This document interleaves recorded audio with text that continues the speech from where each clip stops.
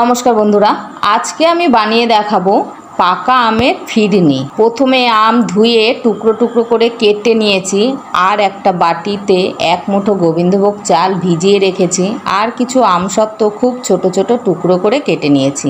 এবারে আম মিক্সিতে ভালো করে পেস্ট করে নেব।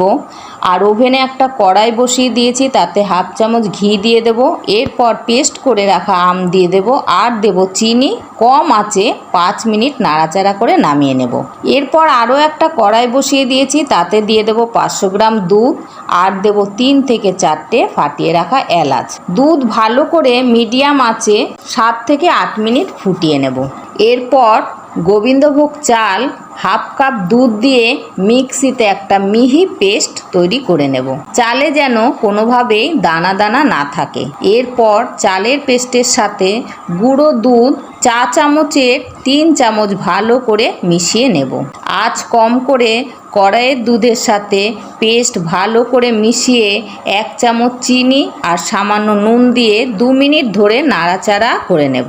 এরপর দিয়ে দেব আম। দুধের সাথে আম ভালো করে মিশিয়ে কম আঁচে ফুটিয়ে নেব। এরপর দিয়ে দেব কুচিয়ে রাখা আমসত্ত্ব, কুচিয়ে রাখা কিশমিশ। এরপর নামিয়ে বাটিতে সাজিয়ে ফ্রিজে 3 থেকে 4 ঘন্টা রেখে পরিবেশন করুন। ধন্যবাদ।